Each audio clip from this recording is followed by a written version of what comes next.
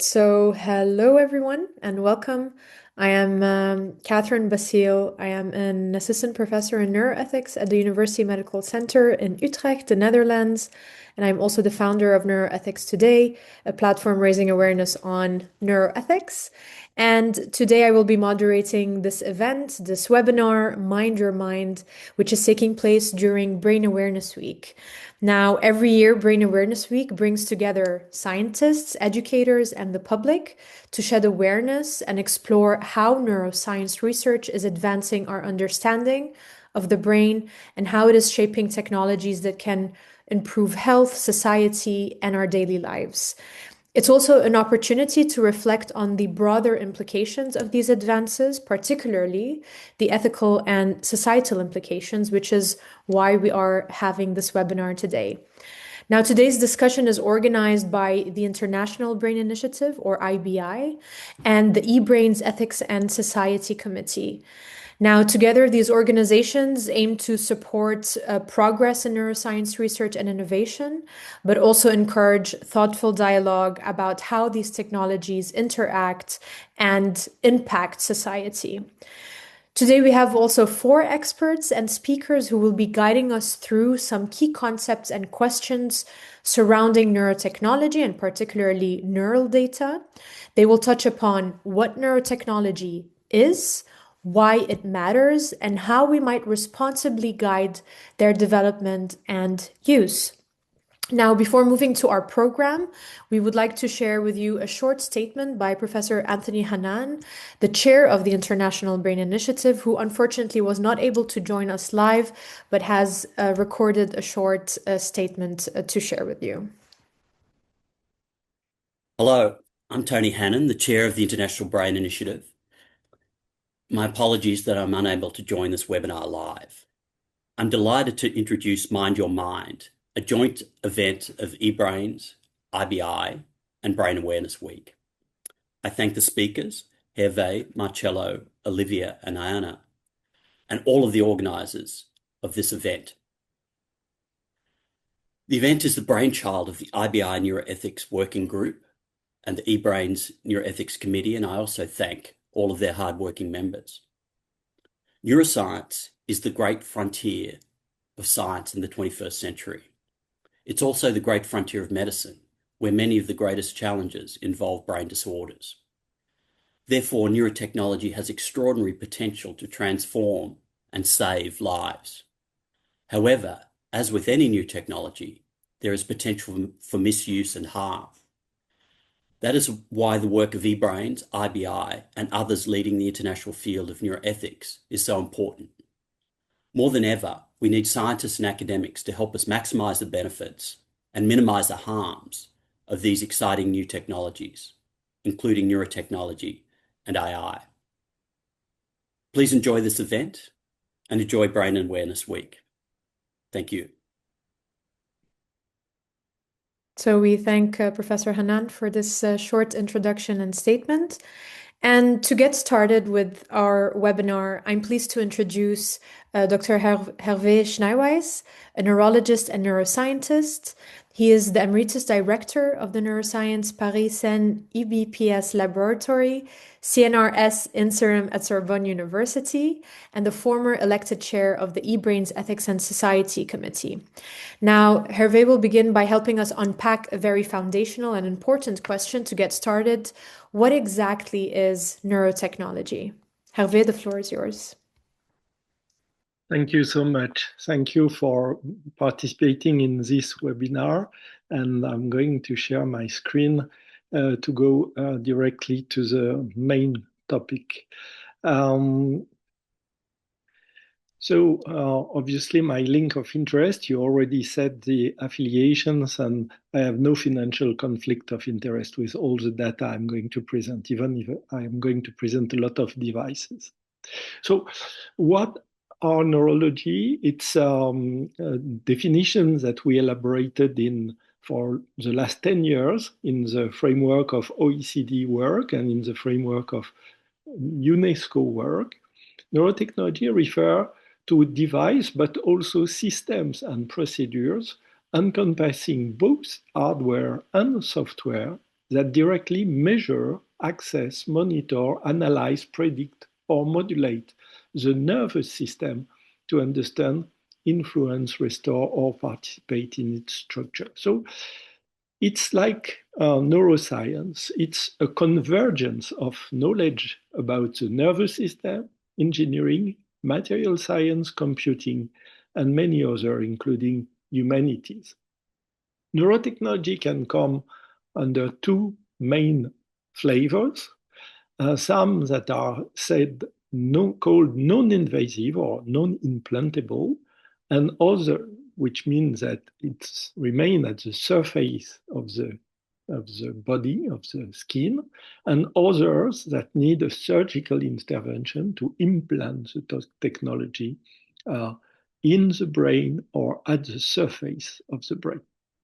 So neurotechnology can read nervous system activity through various ways, physical ways, for example, acoustic or magnetic or electric, but also chemical or biological signals to allow to assess the activity, but also the structure. So this kind of recording can identify, record, predict, and monitor properties of nervous system activity and structure. This is meant to understand how the nervous system works, to diagnose some pathological conditions, as Antoniana just said, but also to create interfaces, brain-machine interface or brain-computer interfaces to control external device.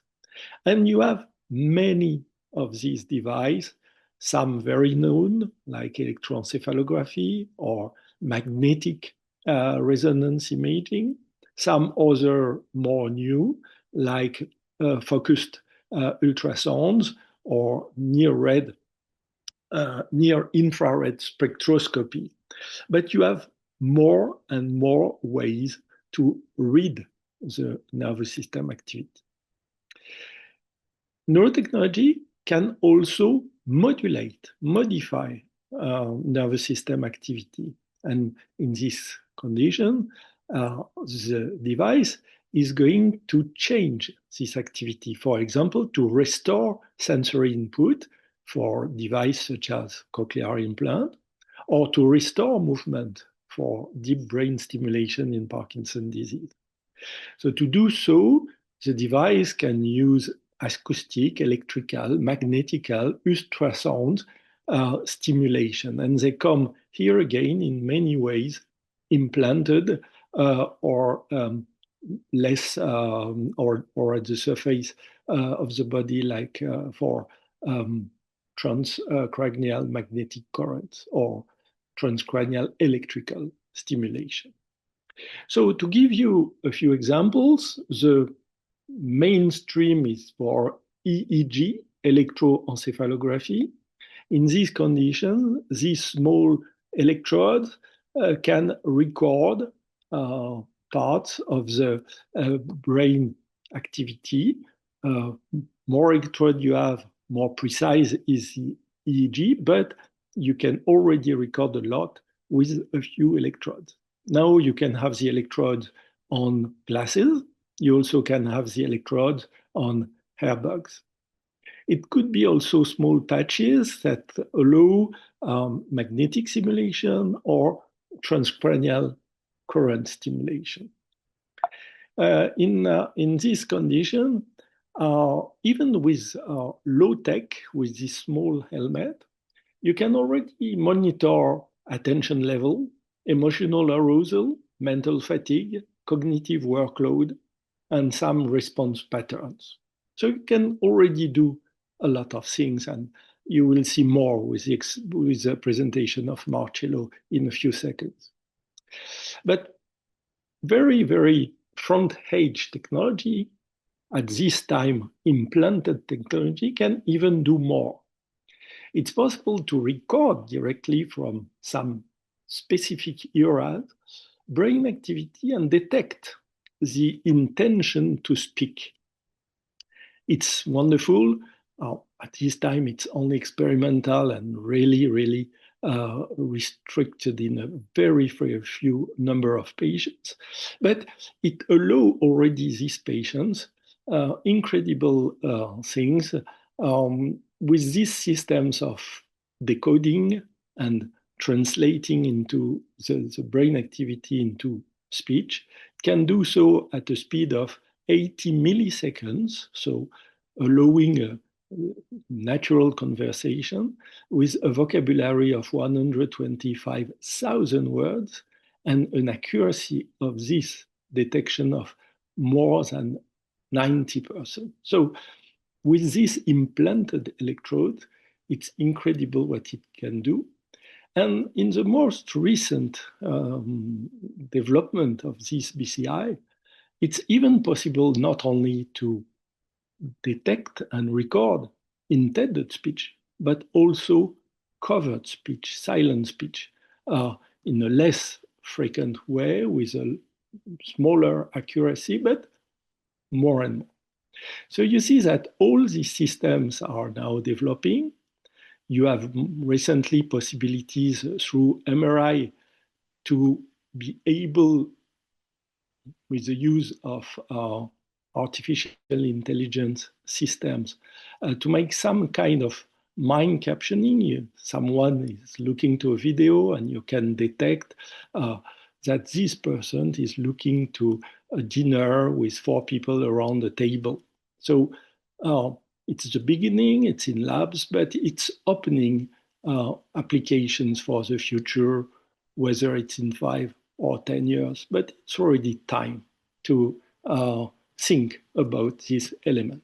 And that said, I stop here and give the floor to Catherine to present Marcello. Thank you. Thank you very much for this very comprehensive introduction to what neurotechnology is. So next, of course, the question relates to what is being collected from neurotechnology, and typically we talk about neural data or neurodata. So next we'll be hearing from Professor Marcello Jenka, a neuroethicist at the Technical University of Munich in Germany. He is the neuroethics lead of the International Brain Initiative and an expert advisor to the United Nations. As part of leading the neuroethics working group, Marcello is also working on developing a neuroethics framework for the development and implementation of neurotechnology. So, Marcello, the next question is, what is neurodata and what can we understand by the collection of neurodata? The floor is yours. Yeah, thank you very much, Catherine. So there is a very technical way to answer that question. So Hervé gave us a very nice definition of neurotechnology.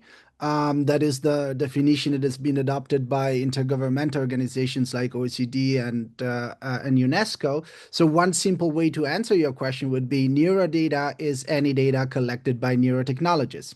But then that doesn't give us all the insights that this new data category generate. And I think it's very important for an event like this one on the Brain Awareness Week to talk about neural data to increase awareness about what these data are and what they can be used for and what kind of value they have. Because I think the most important message of a brain awareness event is to raise awareness about the brain. But what we don't emphasize enough, in my view, is that the brain is not just a very important organ in our body. It is arguably the largest data repository in our body. And it is arguably the largest data repository in the known universe because of its complexity that is quite unprecedented in the biological world. The problem is that for a very long time, the potentiality of the brain as a data repository was just hypothetical. We we knew that we had a brain, and that brain was very powerful and was instrumental to keeping us alive, to sustain all the life maintaining processes that make us living beings, and also those additional processes that make us human. Those things that we often refer to as mental faculties, like consciousness and language and memory and facts and emotions and so on. However, we didn't have the tools to see the operations and functions of the brain in real time. What neurotechnology started over a century ago, but with much increased speed in the last 30 years, is to develop tools and systems and methods, as we heard from Hervé, that can help us datify the brain, and generate meaningful information from those brain signals that we can record using a wide variety of methods. So we can say that in some sense, the brain is becoming part of this broader phenomenon that sometimes is referred to as the digital human. So humans are becoming increasingly measurable using digital technologies. We measure how many steps we take every day. We measure how many calories we intake. And to some extent, we can start to measure important information about our brains, including its structure, function, and activity. Now, where do we collect data about the brain? Primarily in the clinics and in neuroscience labs. A very important portion of neurotechnology today is neurotechnology that is being developed and utilized in neuroscience labs.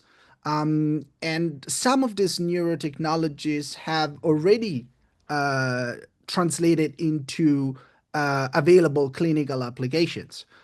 So there are certain neurotechnologies like deep brain stimulation, which is a form of implantable neurostimulation technique that is already utilized today by more than 300,000 users worldwide, and these numbers are keep on increasing. Other newer newer technologies such as closed loop brain computer interfaces, so the systems that can establish a direct communication pathway between the brain and an external computing device in a manner that bypasses the neuromuscular system, are being increasingly used in research, where they show a lot of great potential. Some of them have also shown great clinical potential. For example, types of BCIs that go under the name of speech BCIs or speech neuroprosthesis seem to show quite promise in supporting people with language deficits to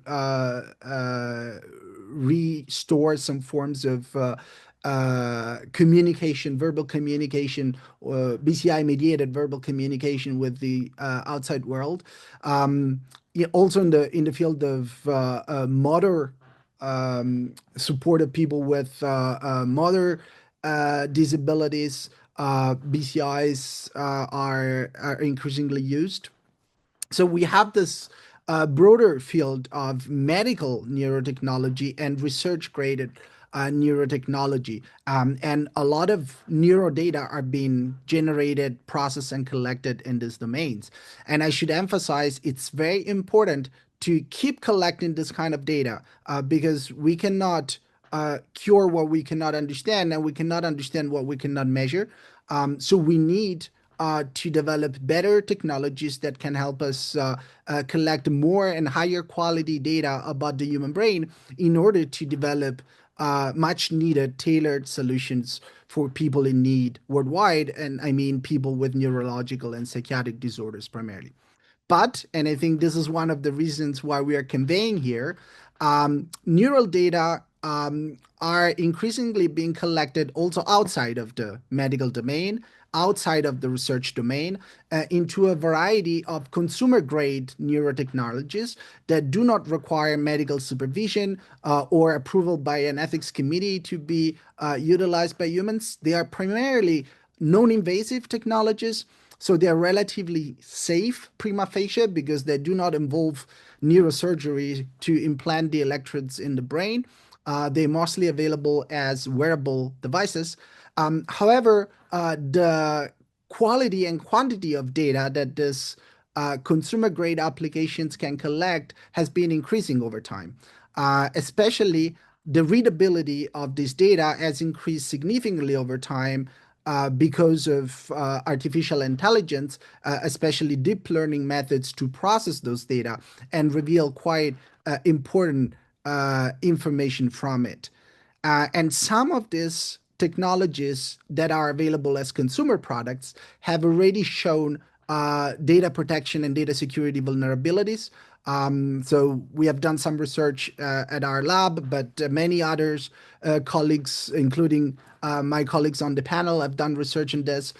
So this kind of applications do not uphold the same strict standards of data security, integrity, and protection that we see in the research labs and in the clinics. And this raises additional concerns.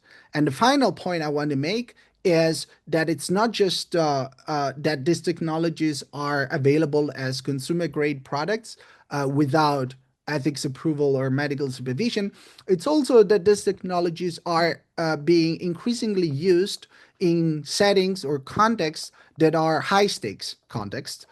For example, education or the workplace. So there are pilot tests of using neuromonitoring headsets. These are wearable brain computer interfaces that collect electroencephalography data to predict children's concentration levels in schools. And these are technologies that have already been pilot tested in elementary schools, for instance. The workplace, it's another sensitive domain where some companies are testing neuromonitoring to monitor some neural variables in employees during shifts to adapt the pace of production or gain important information to increase safety and efficiency. But I think we need to have an open conversation about what kind of data should be collected in these domains. How can we prevent that these data are collected in ways that are aggressive or that introduce implicit forms of coercion? So people who refrain from sharing their data, will they be penalized for that?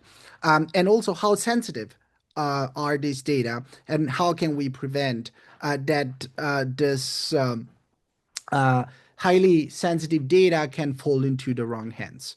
And what we're trying to do with the neuroethics working group of the IBI, where also Hervé is part of, is trying to develop a framework for responsible neural data sharing and processing that can help us in this dual goal of facilitating the collection and processing of legitimate neural data that can support legitimate neuroscience and neurotechnology development, but at the same time, mitigating all the risks that are associated with the co-optation of this technology outside of the medical and research domain and into these high stakes domains where risks can amplify and introduce novel forms of vulnerabilities for people with neurological disorders, but also for the general population, because our data are a core aspect of what we are, and therefore we need to be aware about how valuable this information is. Thank you so much, Marcello. I think this brings a lot of questions and I'm sure a lot of The participants here also probably have started thinking of some questions, so please do save them for the Q&A later. I think it's important next to ask the question like why does it matter? Why does it matter to talk about the impact or the implication of collecting neural data, the risks associated with it?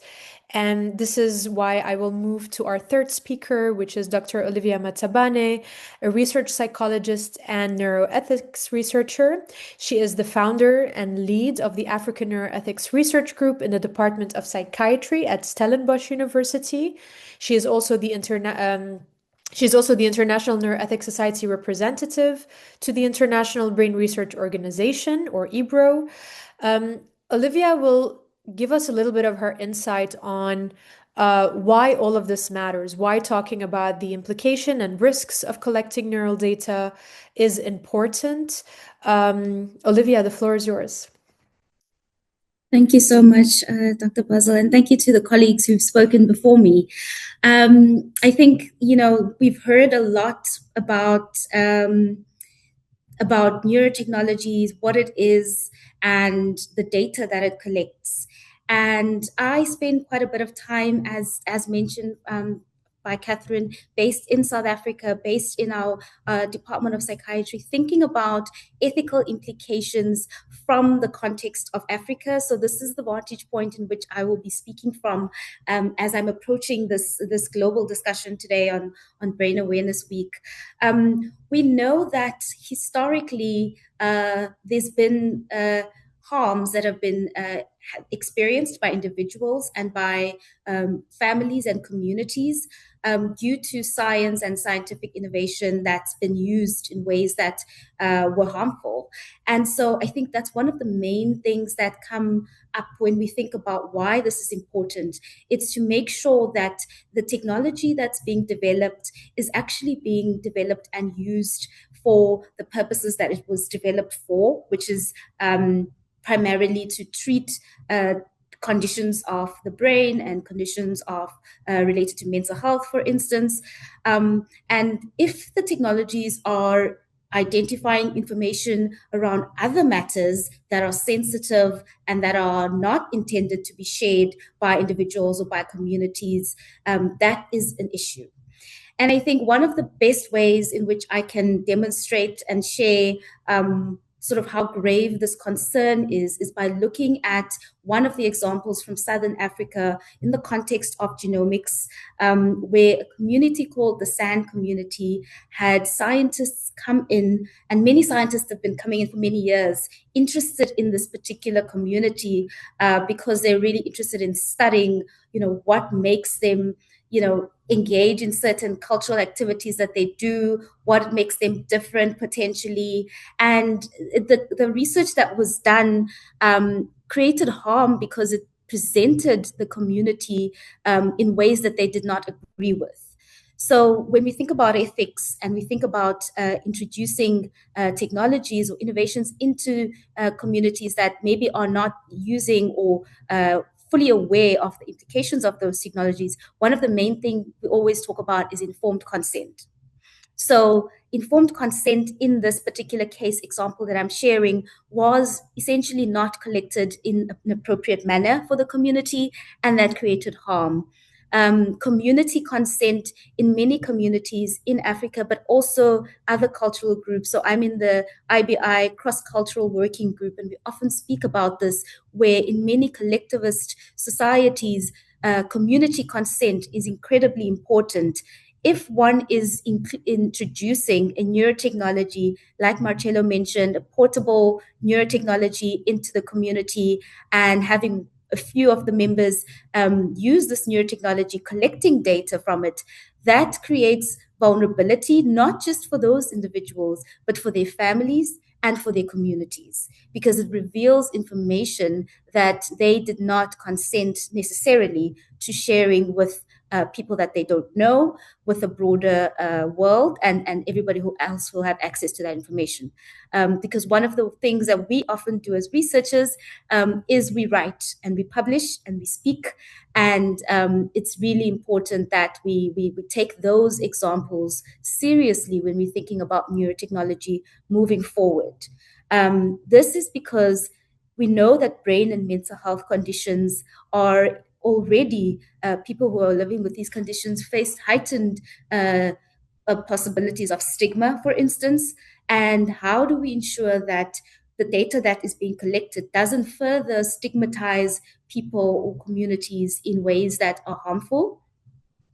And also, how do we ensure that other parties who are not supposed to be accessing that information and data do not get it into their hands? Because there's a real risk in violation of trust for science and for researchers when it comes to a breach in information, for instance. There's a real risk of, for example, we know in the US there's often, there's a lot of talk around how people are profiled based on, maybe facial recognition technologies that are used in certain spaces. And these are some of the things that we aren't always thinking about them when we're reading a consent form or reading, a prompt to provide consent through a device before accessing the device. So privacy needs to be built in, needs to be thought about right from the beginning, is something that I think we're discussing in this panel and be thinking quite seriously about. And this is why some of the work that I've also been involved in, just like colleagues on the call, the UNESCO recommendation on ethics of neurotechnology, for instance, was developed to ensure that there is a framework in place that can guide the implementation and the use of neurotechnologies so that they don't harm communities, but actually are in service, and that they can actually serve to address symptoms or experiences of psychiatric or neurological conditions. So I think there's a real importance in us discussing this topic, because as scientists, as researchers, we are curious, and sometimes that curiosity can take, it can go too far, and it can create some form of harm. So we think, I've made the example that I just made with the SAN community, and we think that that's maybe a historical case. People would never do that today. I can say that several scientists in my context receive requests to have research being done with the SAN community, neuroscience research, for instance, and without following the channels that they ought to be following, which the community has decided this is their code of ethics, this is the channels that you need to follow. So I think if we are using neurotechnologies and there's data that's being collected that people did not consent to, and communities did not consent to, there's a real risk that there could be harm to those individuals and community. Dignity and human dignity is one of the main cores of some of the frameworks that we've engaged in. And through the International Brain Initiative Cross-Cultural Working Group, we have worked on an article that was published in Nature with some of the colleagues on the call right now, called Two-Eyed Seeing, and really two-eyed seeing and other indigenous perspectives for neuroscience. And it's really putting forward a call to action for scientists to express humility, intellectual humility, cultural humility, and engage in ethical neuroscience research with communities and not on people, on communities. And that's something that I think is something that I would leave the floor with and open it up back to Catherine. Thank you. Thank you so much, Olivia. Very interesting story that you shared with us. I think based on what we've heard so far, covering the questions, what is neurotechnology? what is neurodata and what are the risks of collecting such data, but also the importance of ensuring that we also kind of respect research integrity, ethics of conducting human research, such as Olivia just mentioned, some of these principles. We will move now, and finally, we'll hear from our final speaker, Professor Dr. Ioana Podina, the head of the Laboratory of Cognitive Clinical Sciences and a full professor at the Faculty of Psychology and Educational Sciences at the University of Bucharest. She also served as an expert for the UNESCO's recommendation on the ethics of neurotechnology that was just mentioned. Now, Iona, you will kind of guide us a little bit on the guide that you put together with the different experts on this call, in order to navigate these questions that we were just discussing and raising. The floor is yours. Thank you. And a warm hello to everyone that has joined us here. I'm going to present the Mind Your Mind Guide, which is intentionally named as our event today. It is the joint effort of the eBrains Ethics and Society Committee and that of the International Brain Initiative. Now, I hope I'm going to stir your curiosity in regards to this guide, and in the process, my colleagues are going to share the link because the guide can already be displayed and available online. Your curiosity in regards to this guide is very much appreciated, in the sense that maybe you can, aside from sharing it, you might even participate in helping us translate it into your native language. That would be great. So, what's Mind Your Mind? It's a practical guide for anyone that is currently using or considering to use commercial neurotechnologies, stemming from gaming headsets, meditation apps, sleep trackers, focus monitors, and plenty more. Now, our goal was to make the complex conversation around neurodata accessible to parents, employees, students, and to anyone who interacts with such devices in the consumer space, where, as it was already mentioned, regulations have not kept pace with the speed of this technology. So, why now? First of all, on the occasion of the Brain Awareness Week. But most importantly, despite the speed at which neurotechnology is moving into our homes, offices, classrooms, most users are not equipped with the same level of awareness about neurodata that they have gradually built in regards to their typical digital footprint, such as search history, social media activity, GPS location, and several other. We are more literate from this perspective, not when it comes to neurodata. In fact, some users may not even regard their brain data as data.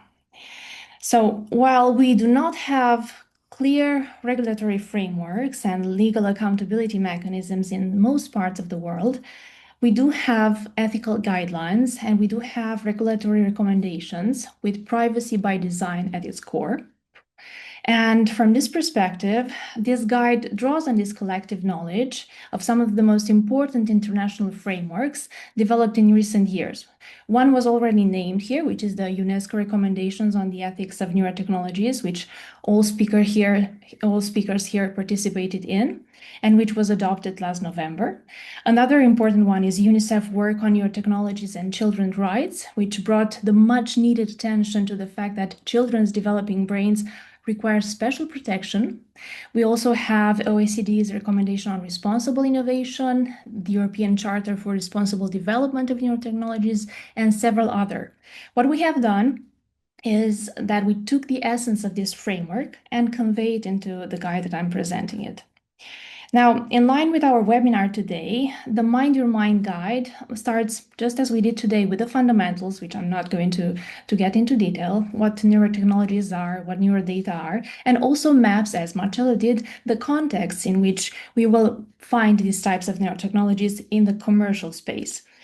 We accompany this information with smart user tips, one example being such that we urge consumers to do their research before using these technologies and to look for science-based evidence, remaining cautious of marketing claims, particularly in the wellness and neurofeedback space. Now, perhaps one of the most actionable sections in this guide is the mental privacy checklist. Before buying and using neurotechnology, the checklist walks us through what to look out for, what to pay attention to, what should raise your concerns in terms of service, privacy policy, and user license agreement.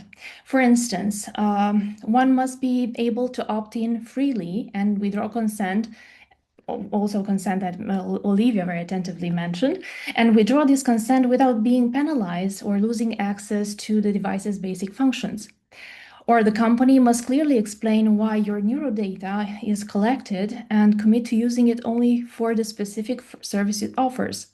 These are just some of the aspects that perhaps most consumers don't even think to ask of.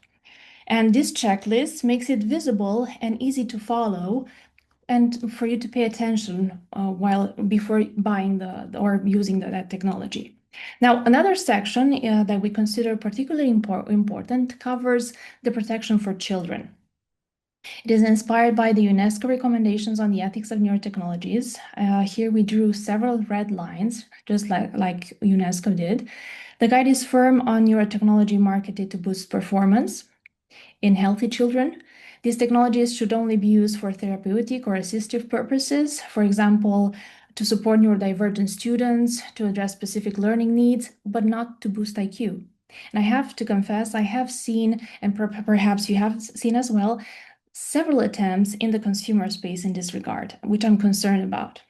It should not be used to optimize your focus for a competitive advantage in school, for instance, or in the workplace. We have all gone through the learning curve of digital privacy. It took us years and quite a few high-profile scandals, if you're going to think about the social media space, before people started to think twice about what they're sharing online.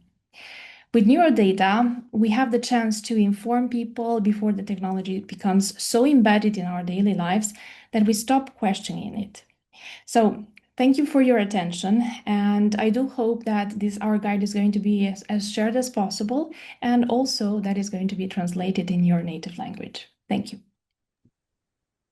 Thank you very much, Joanna, and thank you to all our speakers for these insightful perspectives and for probably also getting the discussion started for this webinar.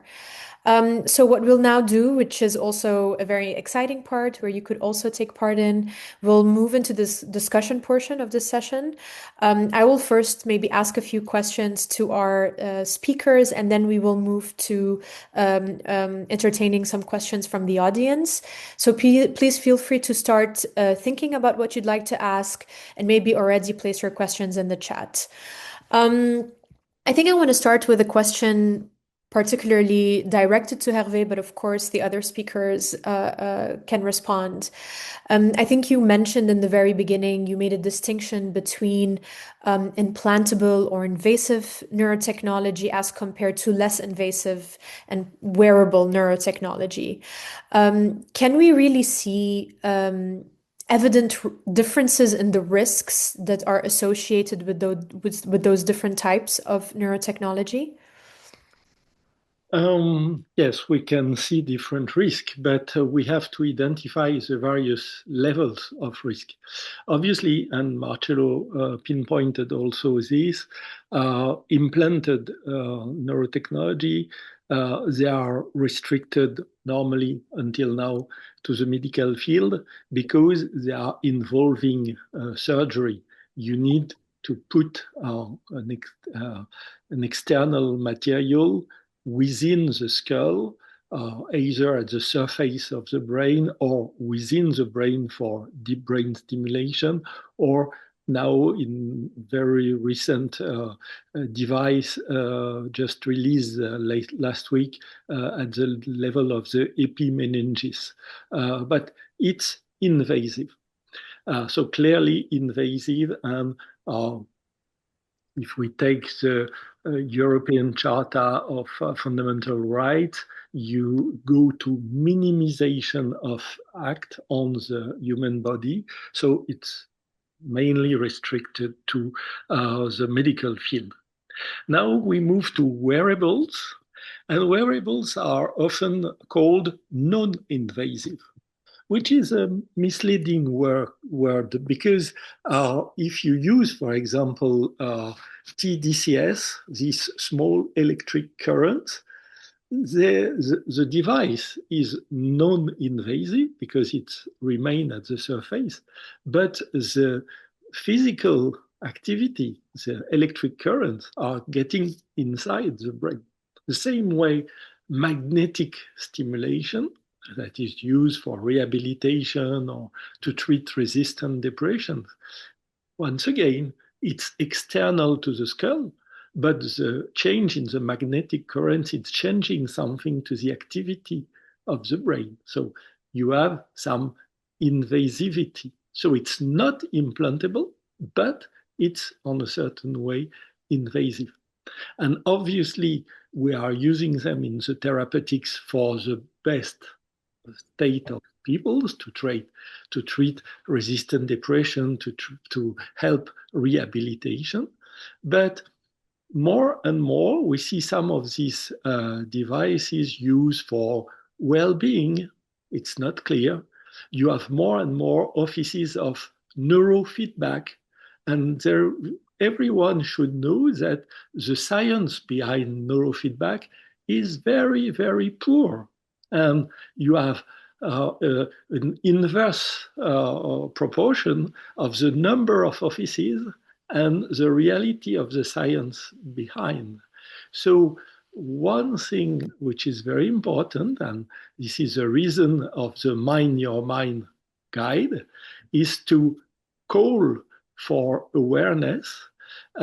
Even simple recording, such as your vigilance or your level of awareness, can become a very important information, breaching your privacy, if it turns that it could be used to change your insurance premium, or if to change the way you buy some food or device.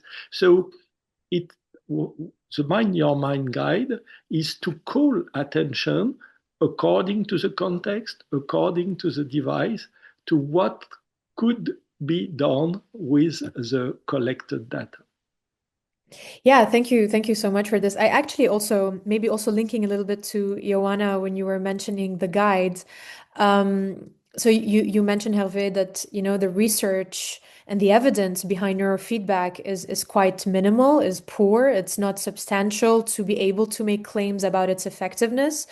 And I'm just wondering because in the guide, it was mentioned that consumers have to be aware of, you know, scientific claims and evidence-based claims. And I can imagine that a lot of companies are making such claims already, probably based on poor research or very little research that exists.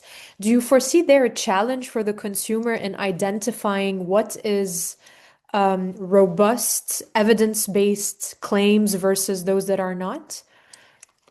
Joanna, I don't know if you would like, or anyone, as a matter of fact, would like to make a comment on that.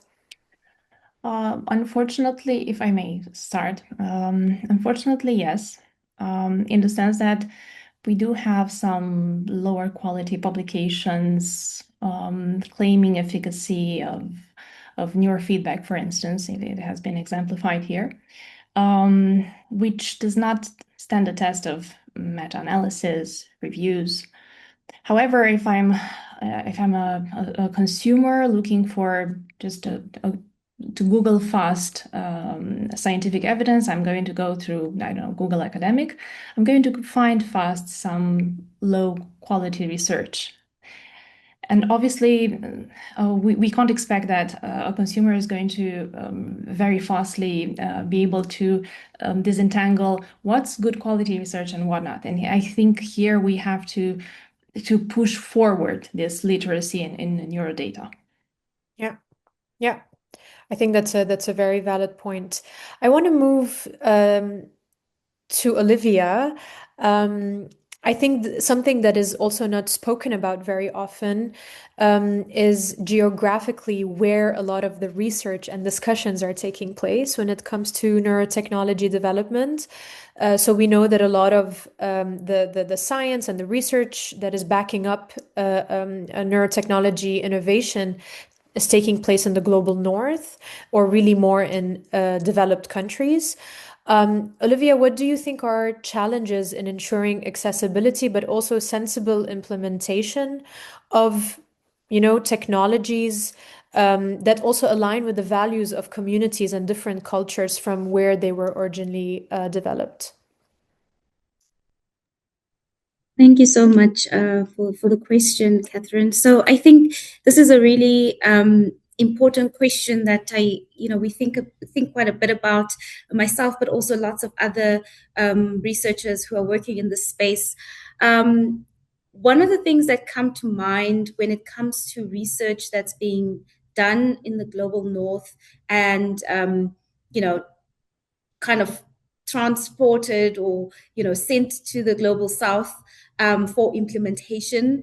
That's a challenge because there's been no thorough and deep and meaningful engagement with people in the specific communities and cultures that this new technology is being introduced to. So I think this links very nicely to a question in the chat, actually, that's asking about this. And I think one of the ways is to ensure that there is co-creation. So this technology has been developed elsewhere, but in this context, so contextual relevance and cultural relevance are really important. So how does it align, and how could it be most meaningful in this particular context? Again, I mentioned things like concerns around increasing or influencing stigma, for instance. So if somebody is walking around in a specific community and they have a neurotechnology device, how is that person viewed? What implications does it have for that person's positionality in their family, in their culture, in their community? And so I think really taking that seriously, working intentionally, co-creating with community members, community leaders in the research process is really important, and ensuring that the technology is not just accessible in high, affluent areas, but also in the areas where it's needed the most. I'll give an example. We at Stellenbosch University have a transcranial magnetic stimulation clinic. And I know Hervé mentioned some of the invasive and non-invasive technologies. And what we do is colleagues of mine offer free services to members within the context, as we are still trying to understand how effective is this technology for treating depression, anxiety, and other conditions within our context. So there are various things that one needs to take into account. For example, this literature that's published by colleagues of mine that have worked on it, like Jasmine Kwasa and others, on hair textures and using neurotechnologies. And that's one of the things that we can practically then see when my colleagues who are clinical psychologists or psychiatrists are using these technologies, how effective is it actually being, and what adaptations are potentially necessary to ensure that it is of the highest effectiveness for this particular context. So I think it touches on the question, and I'm happy to come back to the question in the chat later on. But thank you for this question. Thank you so much, Olivia. I want to then direct another question, giving also some more time to you all to ask your questions in the chat. My next question is to you, Marcello. So I think a lot in your brief statement, you were mentioning, the sensitivity of neural data and the importance to safeguard the collection of that data. Now, of course, I mean, you may know a lot of the questions that have been raised about sensitivity of neural data is how does that differ to other types of personal data and other personal sensitive data? Why should there be this like extra attention or providing extra protection to neural data compared to other personal data? Yeah, thank you, Catherine. That's a very good question. So there is no unanimous answer to that. So one possible answer is that the brain is not an organ like any other. As I was mentioning before, it's a fundamental coordinating center of human life. In fact, we actually adjudicate the thin line between life and death in most world jurisdictions based on brain function, and we call that brain death. But most importantly, the brain is, regardless of what kind of uh, commitment to the ontology of the mind you have, but I think nearly everyone would agree that the brain has a central role in determining our mental faculties, all those faculties that make us human, including our sense of being a human person and have a sense of agency through which we can act into the real world. Um, so, one way, this is a very philosophical way to answer that question. A more technical way to answer that question is that when neural data are collected in the medical sector, for example, through medical neurotechnologists, then they are automatically considered health data under in Europe under the General Data Protection Regulation, in other countries under their local data protection regulations. But when neural data are not collected through medical neurotechnology and they are not processed for health related goals, then their classification in the data protection landscape isn't clear. And this has led many organizations and scholars to argue that neural data should be considered as a special category of data under data protection regimes.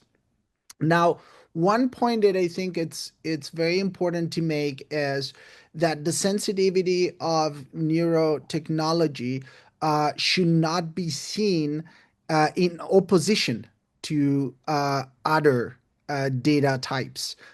So your objection is very important because it's true that we can already make quite privacy sensitive inferences about people's mental states using non-neural data. For example, we know that face recognition AI and affective computing are very good at predicting people's affective states and emotions. And also, we can reveal quite sensitive information about people's brain health from non-neural biomarkers. Sometimes, a blood test can be very saying with regard to brain health. And with digital technologies, there are gamified apps that can quite accurately tell you your risk of developing dementia over the next few years just by digitally phenotyping your stroking behavior on a touch screen. So these are all forms of non-neural data that can be used to make sensitive inferences about the mind. The problem is that neural data are not entering the data ecosystem uh, in isolation. They will be combined with all these other already very revealing data sources that we already have in the digital environment. So we don't have to think of that problem as a either or problem. It's going to be both. In fact, most consumer grade neurotechnology companies already also collect contextual data. They usually have social media graded plugins that can be used to basically merge the neural data with digitally available data from these third party apps. So we rather need to think about, I'm going back to the awareness concept of the evolving data environment as an environment in which the information about people's minds will be increasingly interesting for businesses, for companies, and potentially also for state actors. And I think this is in it's important to emphasize that neural data are just the logical continuation of the data economy that we're part of. What big tech has tried to do for the last 20 years is to make accurate predictions about people's intentions, preferences, and ultimately behavior, looking at online proxy data. Neural data will integrate these models also with the underlying neurobiological correlates of that and will make this predictive models more accurate and more comprehensive. So the guide that Joanna has just presented, as well as the other work that we mentioned today, they all go into direction of saying we are heading into a world where the human mind is datified in a manner that can introduce new forms of risks and discrimination. And therefore, we need to tackle this problem proactively. We don't need to wait for the Cambridge Analytical scandal of the brain Yeah. before we intervene. Being proactive means developing the necessary safeguards up front at the level of design and development. This is what privacy by design is all about. And when this and in parallel, we also need to operate at the level of regulatory instruments in order to intervene properly when these mitigation strategies are not successful. I think this also even stresses even more why such a guide is important to kind of increase a little bit, ethics literacy about the importance of being aware of how your data could be used and for what purposes, and to not maybe get lost in this thought process of they already know everything, so it's okay if I also provide my neural data. We will maybe now, thank you so much, Marcello. We will maybe now move to a question from the audience. I think this is an interesting one by Renata. So the question is, in the workplace, I guess the employee would have to consent to having their neural data being collected. But how about in the school environment? Would the parents be even aware of all the risks and implications of such sensitive data being collected? Whoever feels most inclined to respond, Hervé? Yes, I would argue two things. First, it's not obvious on the workplace that all the employees will have the possibility really to give their consent. For example, in many work where security is at stake, let's say a train driver or a plane pilot, it could be mandatory to have some neurotechnological device as monitoring. And the question will be, is it only during the work time or is it also outside of the work time? And it will be a big discussion between trade unions and employees and the companies. If we return to the school, we saw from the experience that Marcello already mentioned. It was an experiment done by a US company, BrainCo, in China, on kids of 6, just to monitor their level of attention and to see if they were really paying attention to the school teacher. And the parents not only agreed, but they were very pleased to have on their smartphone a report of the curve and the level of attention during the day of their kid. So we have to be very, very careful of what kind of phantasm could come in and combine with narratives about these technologies could come, for example, to the parents, that they could consider that it's a better way for their kid to be monitored this way, to see if they really pay attention, to boost them or to maybe to make a point with them at night if they were not attentive enough or things like that. So you see, a new kind of survey or a new vision of how to really push and focus the kids on this attention. On another context, it could be also a great narrative if you make some kind of experiment and you see that at a given time, the kids are paying no more attention, and you change the pedagogic method to allow better teaching or better classes that are really at the level of development of the brain of the kids. But this need to be discussed and not only consider as black, white, true, fails, and ready to use. It's, as already said, bright new, just developing, and we have to take care about our mind, but also the mind of our kids.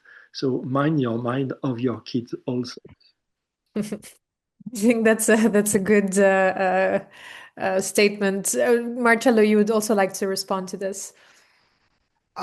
Yeah, I would not directly respond because Hervé's answer was so exhaustive and elegantly put, and we know it's physically impossible to be more eloquent than Hervé when it comes to neuroethical issues. But I wanted to thank Renata for raising this question about consent, because I think consent is a very important concept that we haven't discussed enough so far. And, I want to emphasize that what we're trying to say here is not that we need to ban every application of neurotechnology outside of the clinics or outside of the clinical neuroscience lab, or that neural data should not be collected at all in these other domains. What we're trying to say here is that we need to prevent, by design, the risk that people will trade their neural data without sufficient awareness and without being able to provide informed consent. Because this is what we have seen happening in the digital economy over the last 20 years. People sharing their data without being aware of their actual value. And as a consequence, they traded their rights for services, sometimes for services that it didn't really need, like, putting a funny uh, chicken face, or looking how you would look like as a 90-year-old. You know, this is just a few funny examples of how millions of people traded highly sensitive data like passport quality headshots for and gave those data away, and this data were used to train artificial neural networks based on that sensitive data. And why did that happen? It happened because people were not aware of the value of such data. So I think what the guide and the work we're presenting here today is about is to inform people that their brain data, their neural data are very valuable, and they should be entitled to make free and competent decisions about their data. And they should decide for themselves, being adequately informed of the risks and opportunities, what data they are willing to share, for which purposes, and which data they prefer to seclude. And I think this is very important. This is sometimes underlooked in the debate. I've been writing together with many other colleagues on the notion of cognitive liberty, which is this idea that people should have a self-determination over their brain and mind. And in order to exercise this cognitive liberty, we need to have this degree of information about and control over our neural data. And only if we have that degree of control, we can exercise our rights properly. I saw Renata, would you like to make a short statement or yeah? Yes, thank you. I want to thank Marcello and Hervé for the answer. And I also want to share my concern not only for the data that is being collected at that time, but also the use it can have in the future. We have no control of that. Thank you. Thank you so much. Joanna? Just a brief intervention. I believe China is already piloting some of these neurotechnologies in a few pilot schools. I'm a bit, just as Renata mentioned, I would be very attentive to the snowball effect in regards to how the results from such pilot studies are going to be caught up, for instance, like by the US, and then this pressure of using neurotechnologies in the school environment is going to catch on. So we have to be very attentive of this potentially snowball effect. And as Renata mentioned, we can think about a lot of consequences. Most importantly, about profiling, like for instance, children that are not going to be able to get into school that I want because they have been profiled in a way, and several other consequences that we can think of. So definitely, Renata, your question raises out several other questions, important ones. Thank you. Yeah, Catherine, if I may jump in, I think it's also, Joanna is very right that we should also remind everyone that there are people who are unable to provide consent. So children is an obvious example. Also older people with dementia. There are professions where exercising free consent is very difficult. Think about the military domain, where because of the code of conduct, soldiers need to undergo interventions that make them fit for duty. So it's very hard for a soldier to say, I don't want this neuro monitoring headset that you're recommending to me. And then we also have the problem of implicit coercion. So it's true that in theory, in the workplace, an employee can say, well, I don't want my brain activity to be recorded. But what if that causes a competitive disadvantage, so that only those who comply will be promoted? That will create a competitive disadvantage, which ultimately will lead to more subtle and silent forms of coercion that make consent very hard to exercise fully. Thank you, Marcello. I will maybe go next with the question of Elena Dumitrescu. The question is directed to Ioana. So the guide encourages us to take brain data and neurotechnology seriously. In a field where tools like neurofeedback are often marketed and ahead of robust scientific validation, how do we draw the line between responsible innovation and neurohype? So a little bit linking to the question that was asked previously. Joanna, would you like to answer to that? This is definitely not something that we can answer in a few sentences, to say so. But I do hope that exactly for the question that you have answered, the guide is going to respond to with the checklist that we have made and the guides that we have set into place. I do hope that this is going to be a bit of a beacon of light when it comes to disentangling good neuroscience from hype. But that being said, maybe we can look a bit at the guidelines that we typically and generally have when we talk about pseudoscience, because some of the question that you have addressed here, some of the neurotechnologies that are marketed right now and are hyped right now enter, once they make false claims, into the field of pseudoscience. I hope this is no amazing news, the fact that even if we collect brain data and even if we use brain technology, that it can be pseudoscientific.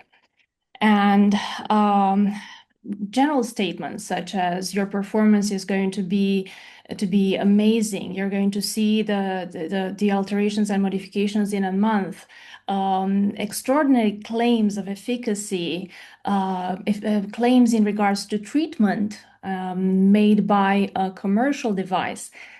Commercial devices shouldn't treat.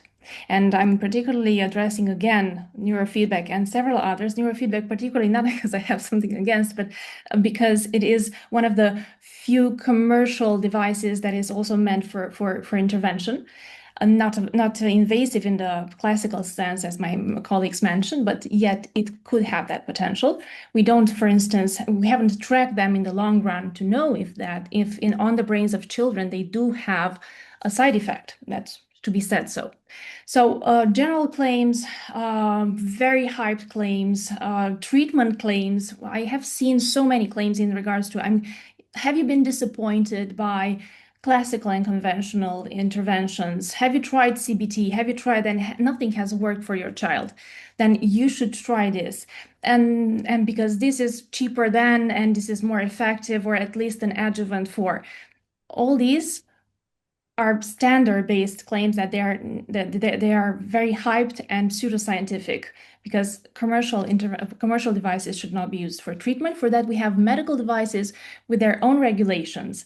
However, commercial devices do try to dodge this part, yet get the benefits. I hope I did answer your question. I'm sure there are many other comments in this respect, and I see Hervé's intervention here. Yes, thank you, Ioana. Hervé? Yes, I'd like to add another piece of information to try to. It's an open question and it's not easy to answer. Obviously, the scientific community has to make his duty, and this is what we are trying to do with the Mind Your Mind guide. But it's also a more general question, and following the OECD recommendation in 2019, various countries tried to implement and try to answer to the question, for example, of how to prevent claims that are not demonstrated.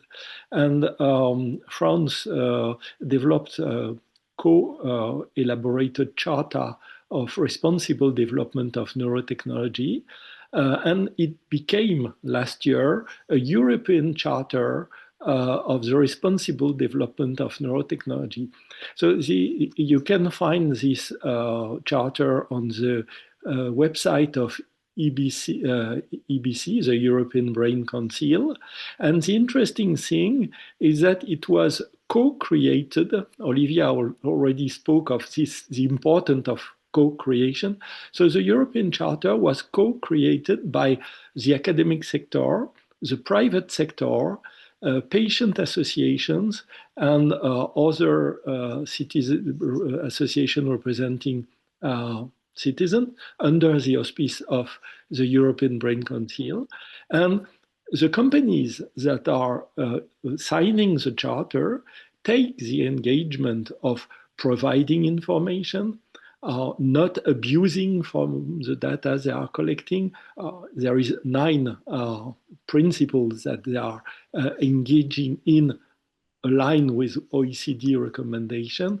So we will not have a single way or a single shot, but it's a collective action from the many actors of the field, and instruments such as the European Charter, instruments such as the recommendations of OECD and UNESCO, instruments like Mind Your Mind Guide will help promoting the best way to develop this technology and trying to prevent abusive or wrong ways. Thank you so much, Hervé. I want to very quickly go back to the comment question made by Haven Predale.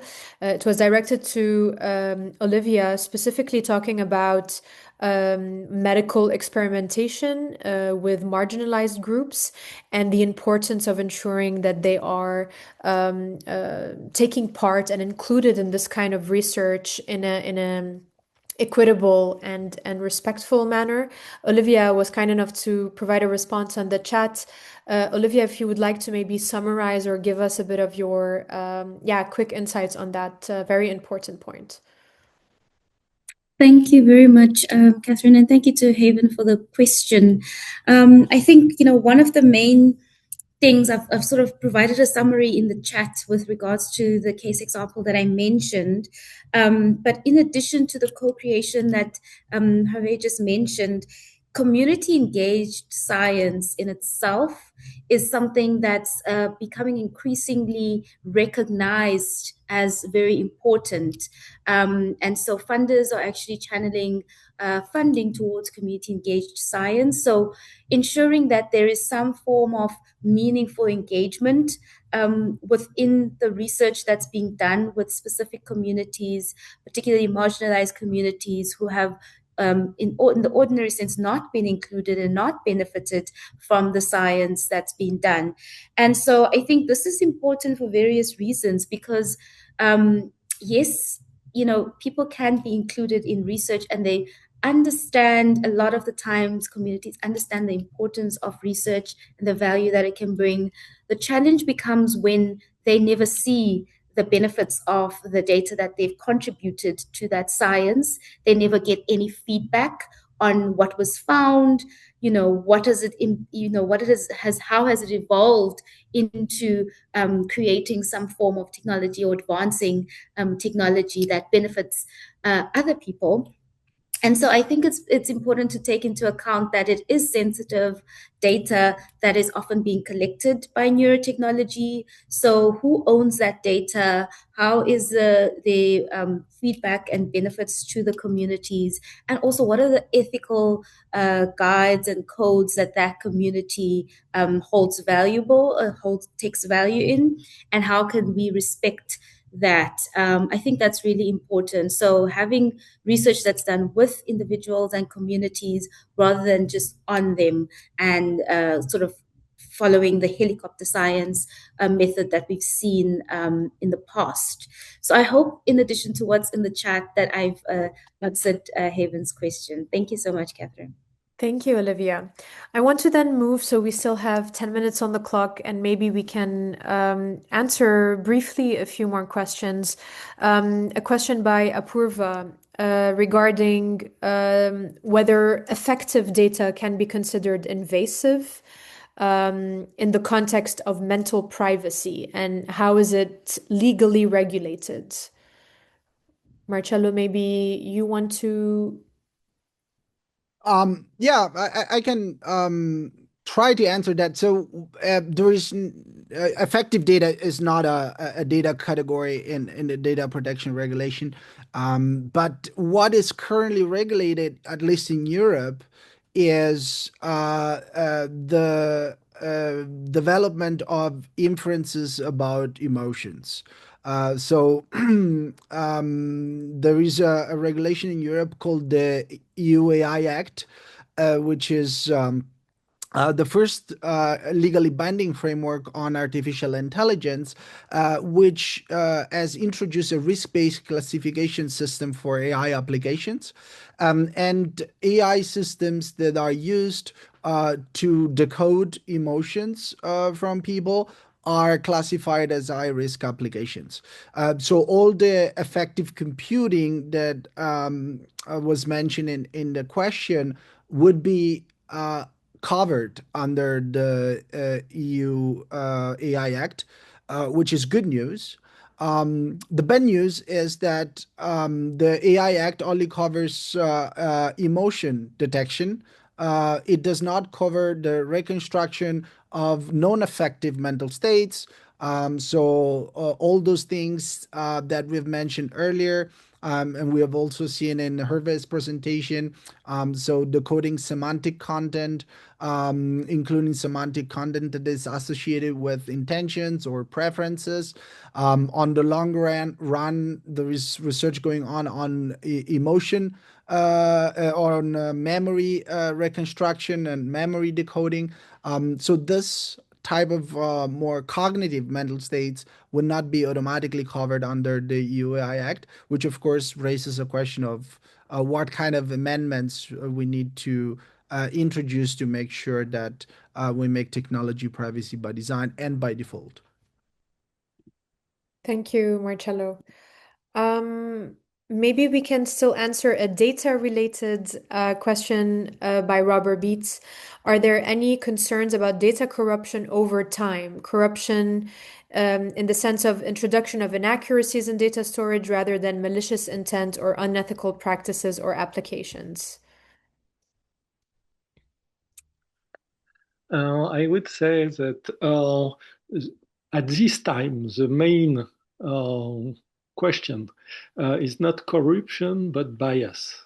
And this is related also to what Olivia said. At this time, AI generally, but neurotechnology also, we are collecting essentially the brain activity of young white men between 25 and 35 or 40. So there is clearly a bias between men and women. There is clearly a bias, a cultural bias, because we are collecting essentially the brain activity of Western style living. So we have to be aware of this bias of collection and analysis, and we have to be clear that we will need more inclusive data to and more meaning. And Olivia already elaborated on this need of co-create, co-elaboration by anticipation. We need an anticipatory governance to define first the question and first the ethical issues, and not consider ethics as the final cherry on the pie. So these are one of the great challenge. And then what happens with data storage? It's also the question of what kind of consent for storage, what kind of consent for reuse of the data, what kind of accountability about the way algorithms are trained, and the opacity of the answers of certain number of systems. So we enter a large era of questions about the maturity of the technology and the way to use AI in this with this technology. Thank you so much, Hervé. I think maybe to wrap up, since we are 4 minutes before time, I would really love to hear from each and every one of you very, very quickly, very briefly. So this is the event about the guide, Mind Your Mind. What would you want people to be mindful of? Starting with Joanna. Definitely their neural data, which is the whole purpose of the event. But I believe also that they should be. There's a lot of preconception. I think I mentioned it earlier that when it comes to brain data, they are the ultimate evidence-based data. They should be very mindful in this respect. That pseudoscience can come about from this field as well, as I mentioned, and also be very mindful not of their own neural data, but very mindful of the neural data of their children and protect it preciously. And this is why we had a special section dedicated to this. Thank you. Olivia? Thank you so much. So I think from my perspective, I just want to add on to what Ewan has already said, is that I think people should be really mindful of the data that they're sharing, and make sure that whatever it is that they're sharing, 10 years down the line or in the future, it's not something that could potentially cause harm towards them or to people around them.